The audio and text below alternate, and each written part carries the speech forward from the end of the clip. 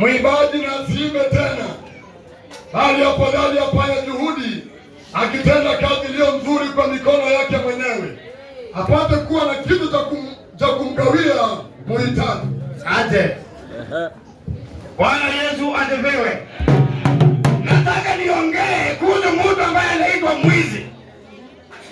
Huyu mtu mwizi, tumekaa katika ibada lakini wengi wetu wanatudanganya kwamba wameokoka, kumbe mtu huyu ni mwizi.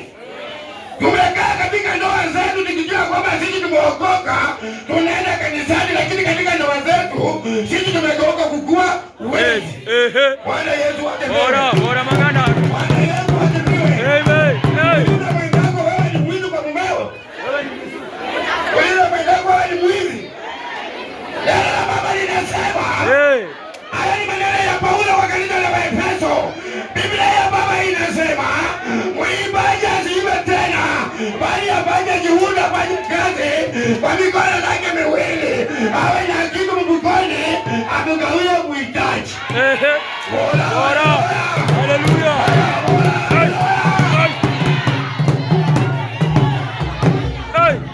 Bora mwizi. Bora mwizi. Bwana Yesu asifiwe. Amen. Hapana, Bwana Yesu asifiwe. Nataka tena zaidi imefika wakati wa matoleo. Kuna wale mapasta ambao wamekaa kwa madhabahu. Kuna wale viongozi ambao wamekaa kwa madhabahu. Lakini ndani yao hao watu wanadanganya kwamba wameokoka. Lakini ndani yao watu ni wewe. Bora.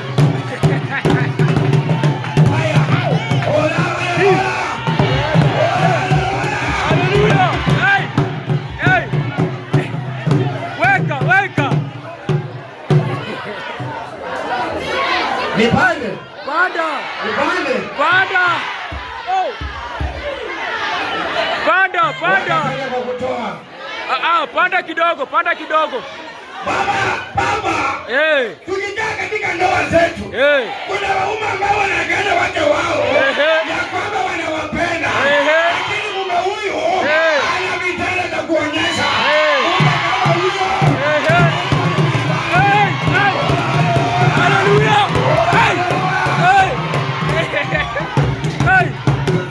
Busy. Bwana Yesu asifiwe. Amen.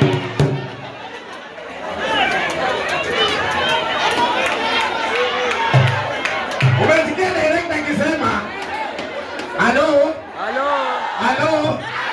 Umesikia director akisema hata kuna wengine kwa gwaride anataka ibe nyimbo 10, waimbaji ni wengi. Mtu kama huyo anaitwa mwimbaji. Hata baba anaibia wengine wakati wao. Sasa wewe mwimbaji, wacha uizi wako. Goma.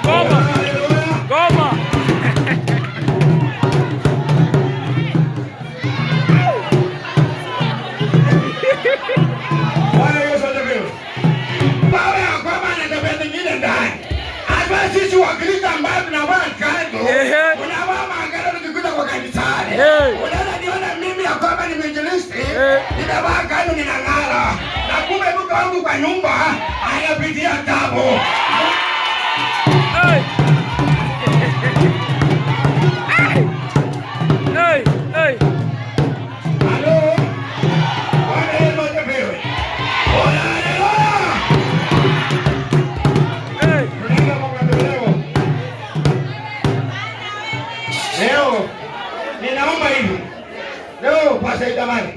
Leo ni mimi.